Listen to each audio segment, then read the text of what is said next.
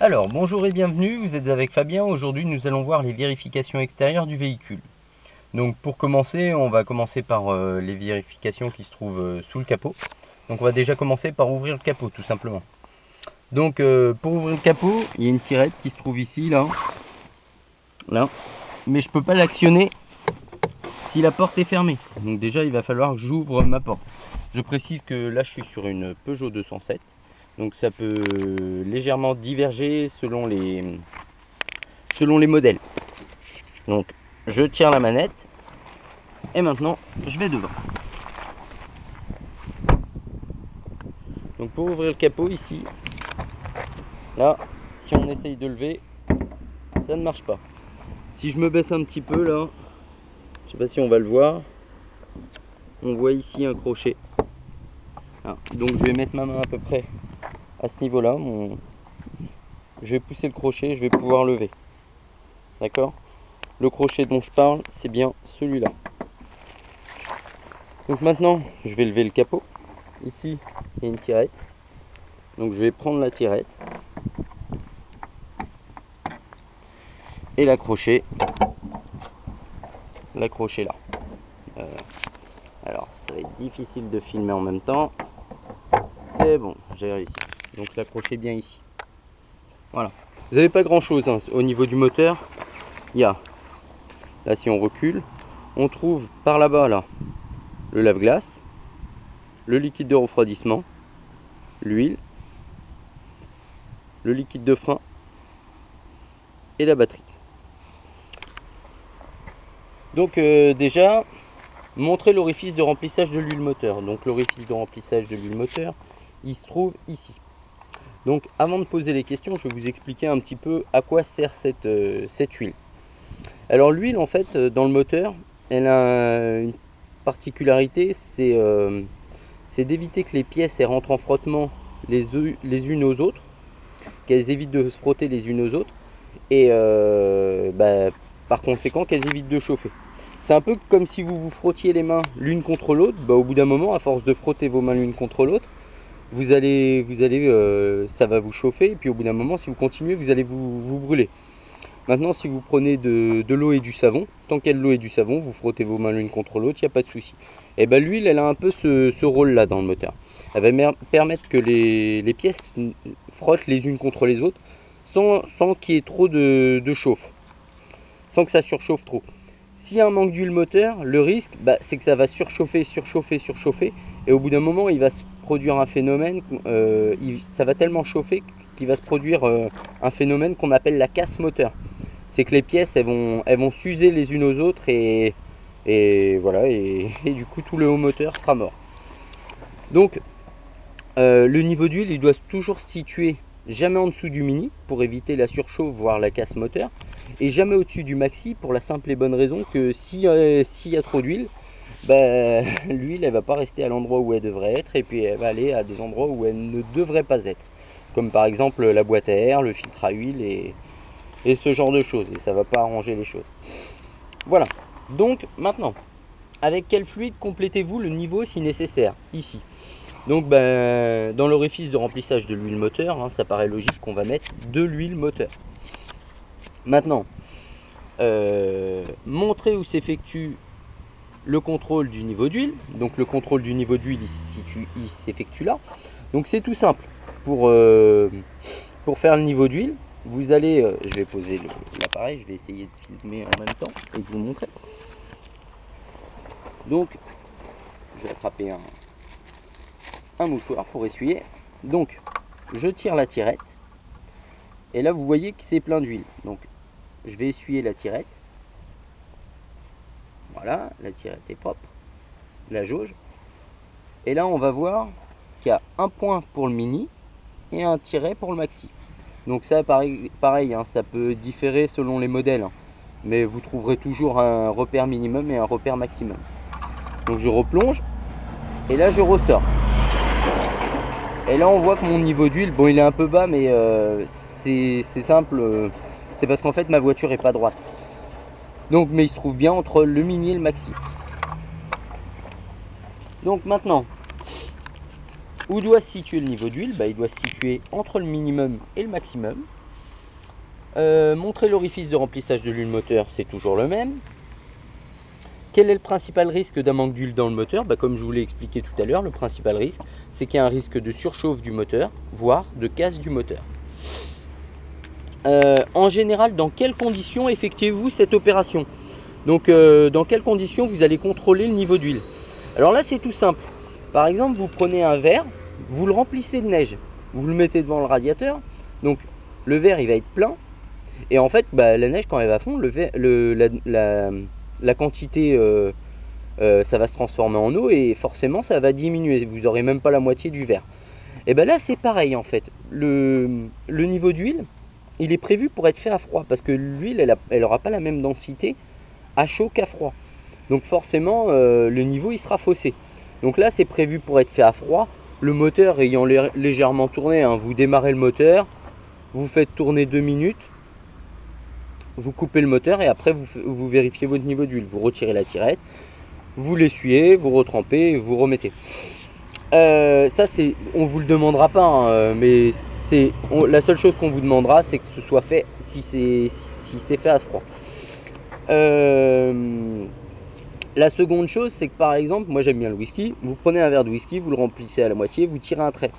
Vous inclinez le verre, forcément le niveau il sera pas au niveau où vous avez tracé le trait.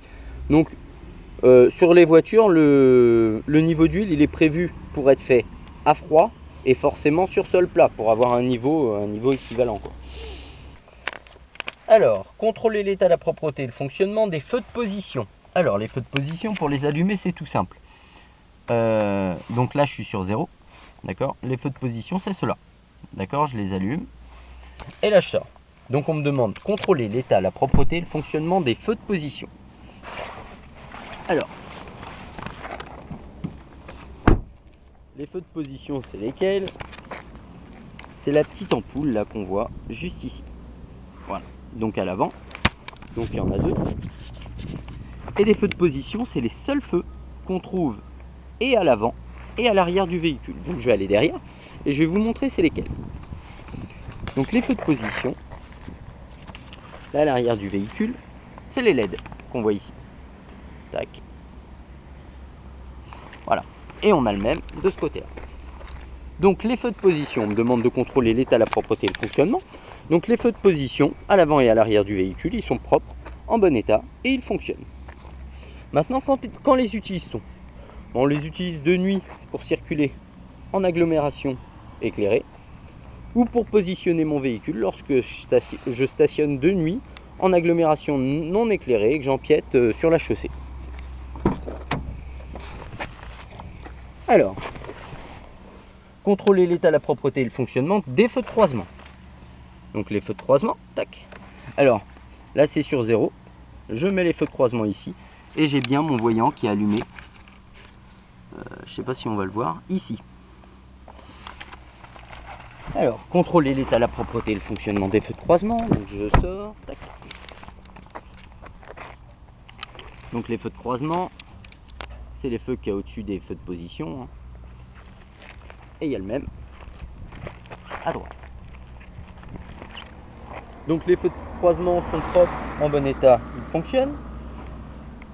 Quelle est la conséquence en cas de panne d'un feu de croisement? Alors en cas de panne d'un feu de croisement, la première conséquence, hein, c'est qui c'est qu'il y a qu'un feu de croisement? En fait c'est les 2 roues, donc on risque d'être pris pour un 2 roues. Alors ça paraît bête en ville, en pleine journée, mais lorsque vous circulez de nuit sur une petite route, vous risquez d'être pris pour un 2 roues, hein, tout simplement, et c'est surprenant pour les autres usagers et c'est très dangereux. Contrôler l'état, la propreté et le fonctionnement des feux de croisement. Quelles sont les conséquences d'un mauvais réglage de ces feux? La conséquence c'est qu'on risque d'être moins bien vu ou de moins bien voir. Contrôler l'état, la propreté et le fonctionnement des feux de route. Alors, les feux de route, pour les mettre, c'est tout simple. Déjà, vous voyez que là, si je fais ça, il n'y a pas de feu, donc ça marche pas. Donc il faut que je mette d'abord les feux de croisement, et ensuite que je tire vers moi. Et là, j'ai les feux de route allumés. Alors, les feux de route, c'est lesquels? C'est ceux du bas. Ceux-là. Vous voyez, à gauche des feux de croisement, pour le feu de gauche, et à droite des feux de croisement pour le feu de droite. Alors les feux de route sont propres, en bon état et ils fonctionnent. Dans quel cas utilise-t-on l'appel lumineux? Alors l'appel lumineux, on peut l'utiliser de nuit pour signaler notre présence avant une intersection ou un virage, ou on peut l'utiliser pour signaler aux usagers d'en face qui vont arriver sur un danger, notamment un accident ou des travaux ou autre chose. Les gens ils s'en servent pour dire qu'il y a les flics, mais bon, au moins ça a le mérite de faire ralentir les gens, et puis le jour où il y aura un accident ou un danger, bah, les gens ils ralentiront quand même. Mais allez pas dire que c'est pour dire qu'il y a les flics, hein. Parce que normalement c'est interdit, hein, tout simplement. Contrôler l'état, la propreté et le fonctionnement des clignotants droits, y compris les répétiteurs latéraux, s'ils existent. Donc je mets les clignotants droits. Bon là je vous dis pas, hein, vous savez le faire, hein.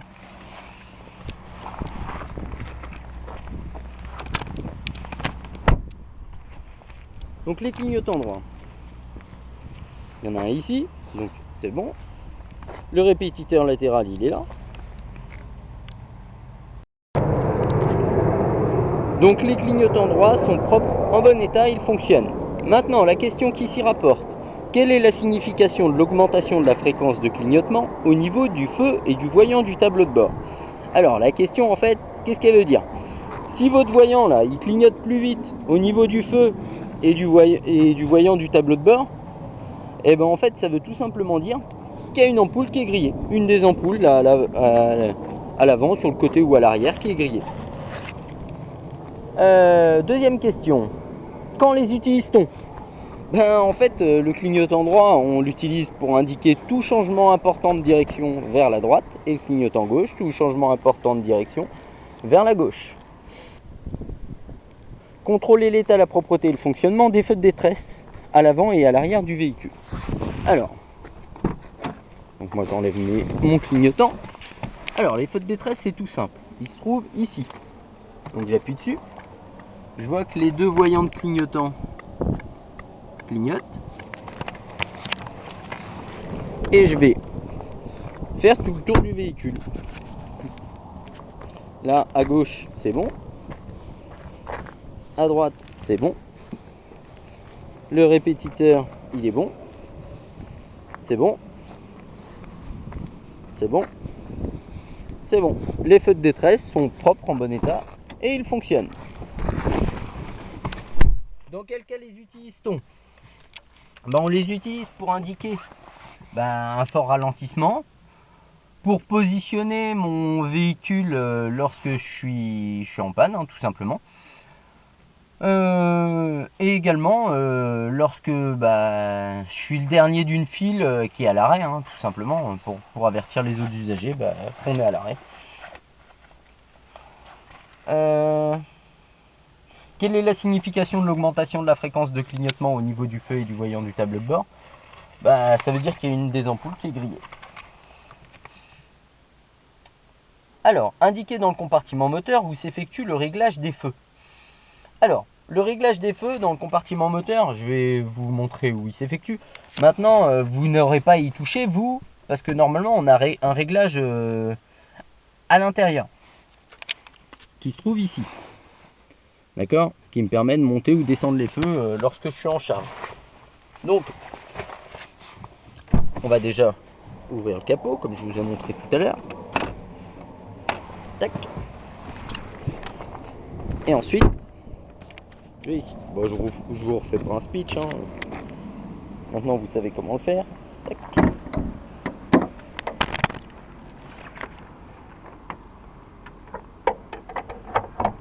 Alors, le réglage des feux, en fait, il va y en avoir deux. Il va y avoir un premier réglage ici. Alors ça se fait en garage avec une machine spéciale, hein.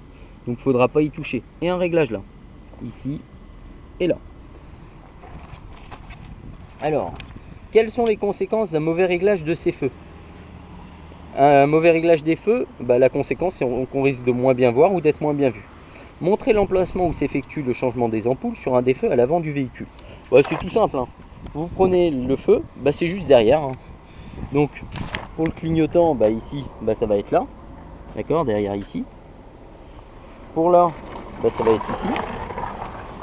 Et pour ici, là les feux de route, ça va être là.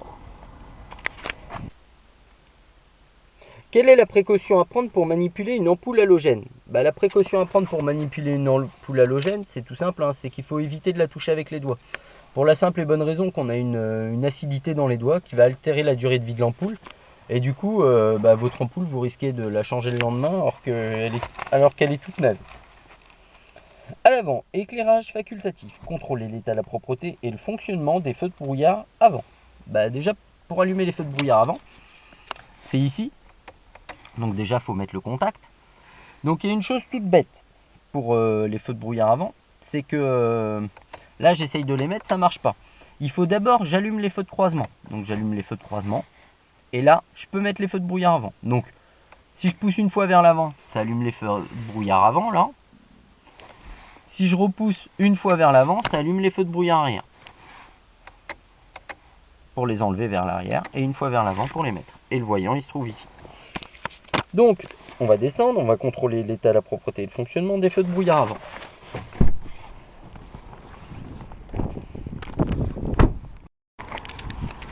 Donc les feux de brouillard avant, c'est ceux-là. Donc celui de gauche et celui de droite, là, en bas. Donc les feux de brouillard avant, ils sont propres, en bon état, ils fonctionnent. Dans quel cas peut-on les utiliser en complément des feux de route? Alors pour les utiliser en complément des feux de route, ce sera uniquement de nuit sur route étroite et sinueuse. Sinon on les utilise en partant de brouillard et de neige. Dans quel cas les utilise-t-on? Partant de brouillard et de neige. Contrôler l'état de tous les balais d'essuie-glace du véhicule. Alors,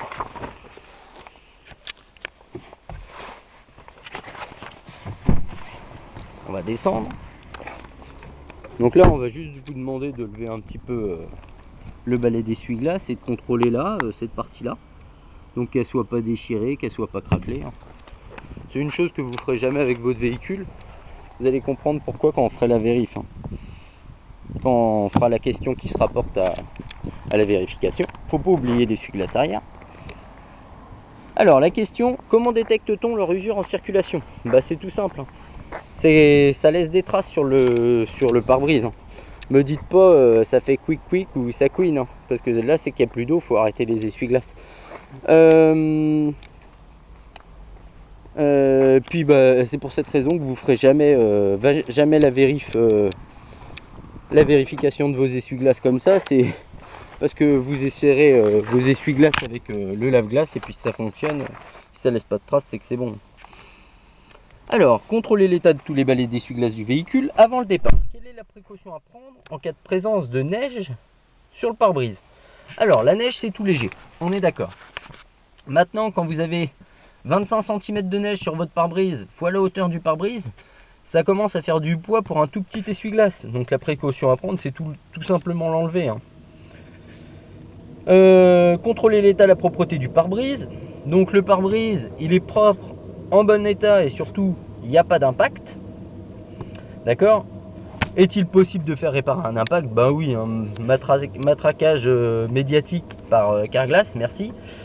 À savoir, il n'y a pas que Carglass qui répare les pare-brises, hein. N'importe quel réparateur, n'importe quel garage peut vous changer votre pare-brise. Sur les côtés, les pneumatiques, contrôlez le flanc extérieur sur l'un des pneumatiques avant. Donc on vous demande de contrôler le flanc extérieur, sachant que le flanc, c'est cette partie-là. D'accord? Alors, à savoir que on vous demandera pas de contrôler la bande de roulement, d'accord? Le témoin d'usure. Donc les vérifications qui sont à effectuer, c'est on doit vérifier qu'il n'y a pas de déchirure ou d'accroc dans le pneu et qu'il n'y a pas d'hernie. Une hernie, c'est quoi? Vous avez déjà vu un ballon de foot avec une bosse? Ben c'est ça, une hernie. En fait, le truc, c'est qu'il y a un tissage là au niveau à l'intérieur du pneu, une espèce de tissage, tout simplement. Et en fait, quand ce tissage il craque ou il casse en cognant un trottoir notamment, et ben en fait le pneu il va gonfler. Le truc c'est que il va gonfler, c'est un ballon le pneu, il va gonfler puis ben un jour il va éclater. Puis ben quand il éclatera, ce sera dommage. Donc un pneu qui a une hernie, faut le changer, il n'y a pas de question à se poser. Alors, la question, qu'est-ce que l'aquaplanage? Ben, l'aquaplanage, c'est tout simple. En fait, la bande de roulement, là, il y a des rainures. Donc les rainures, elles permettent quoi? Elles permettent d'évacuer toute l'eau qui pourrait se trouver entre la chaussée et le pneu. Maintenant, quand vous roulez et qu'il pleut beaucoup, si vous réduisez pas votre allure, au bout d'un moment, le pneu il peut évacuer en moyenne 22 litres seconde pour un pneu neuf. Au bout d'un moment, il n'est plus en mesure d'évacuer toute l'eau qui pourrait se trouver entre la chaussée et le pneu. Résultat, vous allez rouler sur une fine pellicule d'eau. La première conséquence, c'est que vous pouvez perdre le contrôle du véhicule, tout simplement. C'est ça l'aquaplanage. Qu'est-ce que l'aquaplanage? C'est une pellicule d'eau qui va se former entre la chaussée et le pneu. Et la conséquence, c'est que vous risquez de perdre le contrôle du véhicule. Quelle est la conséquence d'un défaut de parallélisme sur les pneumatiques? La conséquence, c'est qu'en fait, il va y avoir un des deux pneumatiques qui va avoir une usure irrégulière, qui va plus s'user par là, vu que le pneu il va pas être à plat sur la route, il va plus s'user sur le côté ou sur l'autre. Contrôlez le flanc extérieur sur l'un des pneumatiques avant, donc il n'y a pas d'hernie, pas de déchirure. En règle générale, dans quelles conditions devez-vous contrôler la pression? Là, c'est toujours une histoire de densité. La pression, elle doit se faire à froid pour qu'il y ait exactement la même pression dans chaque pneu. Donc, si vous avez un pneu qui est dégonflé, vous refaites la pression des pneumatiques, tout simplement. Et puis, même si votre pneu est chaud, et puis le lendemain, vous retournez refaire la pression de tous vos pneus parce qu'il y aura une pression qui sera différente sur les pneus s'il y a un pneu qui a été gonflé à chaud. À l'aide de la notice d'utilisation de la plaque indicative située sur le véhicule, indiquez la pression préconisée pour ce véhicule. Donc là, on va ouvrir la portière avant conducteur. Et ici, on va voir la plaque indicative située sur le véhicule. Donc on voit que là, on a pour les petites charges, en charge normale, et là, en charge lourde. Donc on a 2,4 bars à l'avant, 2,4 bars à l'arrière en charge normale. Alors si vous ne vous souvenez pas c'est quoi la pression, l'unité de mesure, elle est écrite là, tout en bas.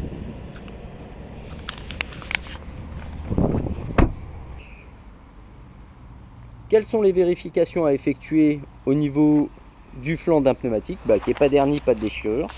Et montrer une valve de gonflage. Alors la valve de gonflage, c'est tout simplement ça, c'est comme sur un vélo. Alors, sur les côtés divers, contrôlez l'état, la propreté de tous les rétroviseurs extérieurs du véhicule. Alors, donc il y en a un à gauche et un à droite. Donc les rétroviseurs, ils sont propres, en bon état. Ne me dites pas, ils fonctionnent. D'accord? Parce qu'évidemment, le miroir, il fonctionne. Le rétroviseur à droite, il est propre, en bon état. Maintenant, la question qui s'y rapporte, qu'appelle-t-on un angle mort?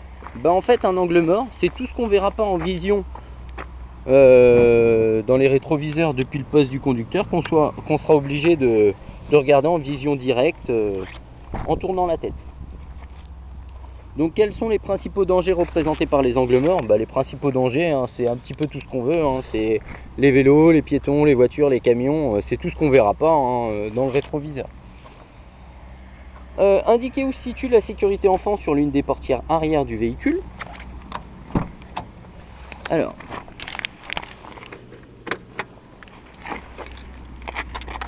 donc la sécurité enfant, elle se trouve ici. D'accord? Alors là, je rentre ma clé dedans. Tac, je la tourne. Et là, en fait, la particularité, c'est que je vais pouvoir jouer avec ma poignée. Ça n'ouvre pas la porte. D'accord? Donc si vous avez un enfant derrière, au moins il peut toucher à la poignée, ça ne sera pas dangereux.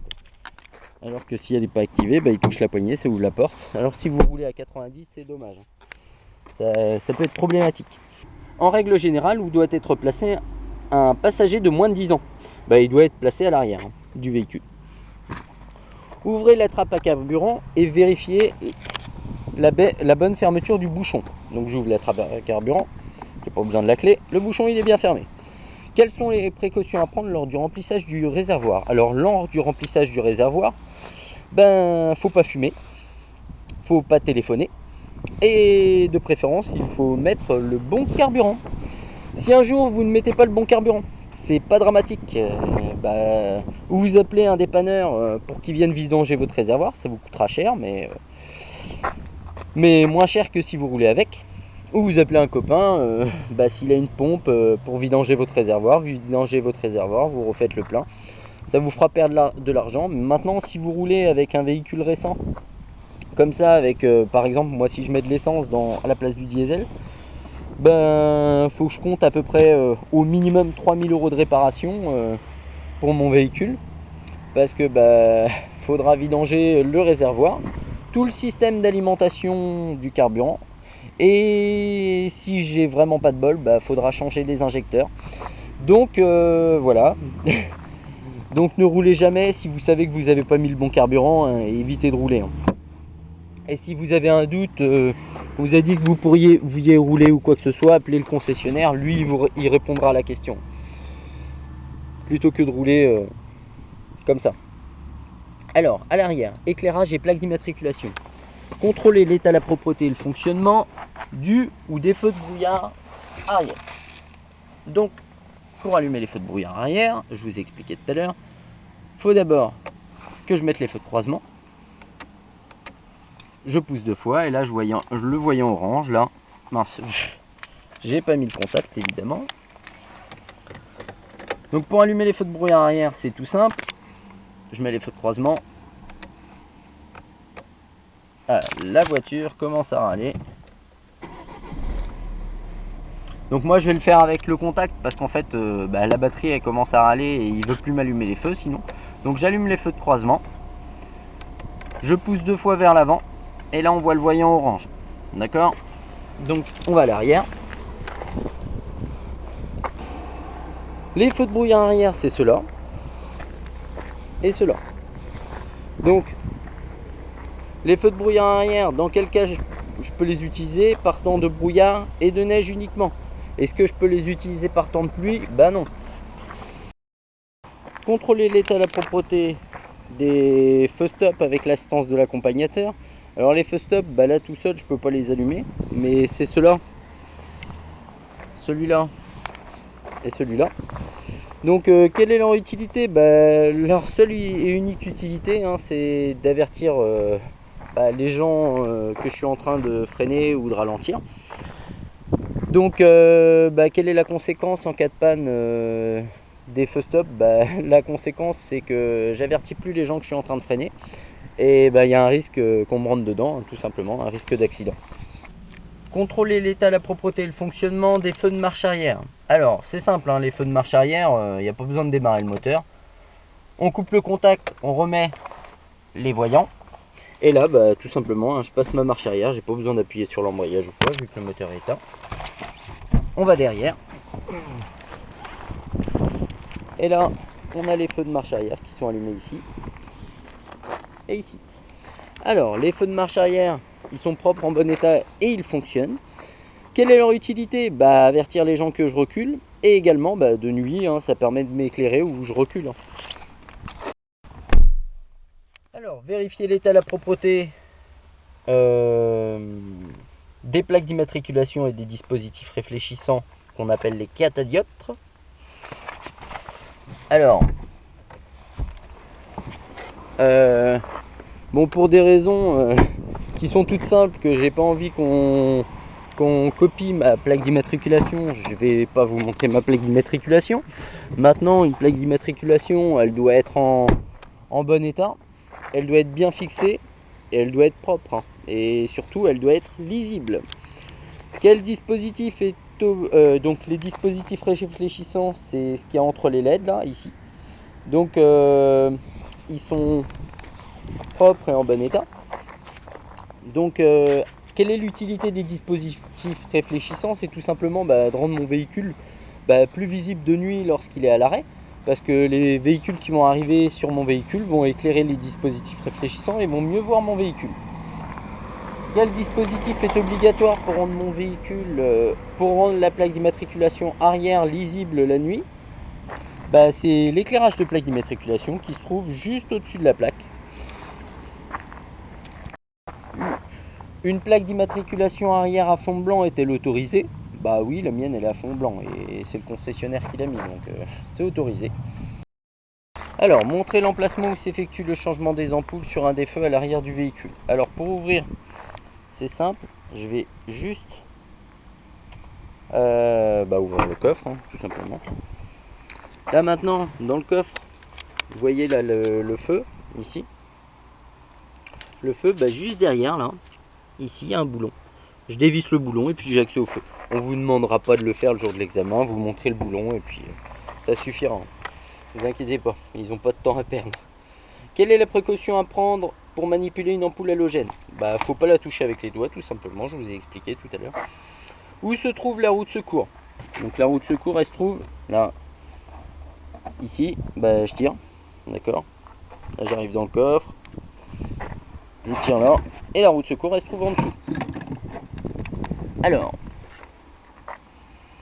pourquoi devez-vous régulièrement vérifier l'état et la pression des pneumatiques? Alors, l'état et la pression des pneumatiques, vous devez la vérifier pour avoir une bonne consommation, une bonne tenue de route. Et si on regarde de loin, les pneus c'est un petit peu la seule chose qui vous maintient en contact avec le sol. Donc si vous tenez à votre vie, ayez de bons pneumatiques, ça peut être bien. Vérifiez le contenu du coffre. Bon, le coffre, il n'y a pas grand chose, il y a un truc qui se balade. Lorsque vous transportez un poids important dans le coffre de votre véhicule, quelles sont les précautions à prendre au niveau des pneumatiques et des feux? Il va falloir surgonfler un petit peu vos pneumatiques, comme indiqué sur la plaque indicative au niveau de la porte. Et puis baissez vos feux parce que vous allez éblouir les autres usagers et vous allez les gêner. Donc voilà, nous avons fini les vérifications extérieures du véhicule. Donc j'espère que ça vous aura servi et que vous avez vous êtes maintenant au clair avec les vérifications extérieures. Je vous dis au revoir et à bientôt pour de nouvelles explications.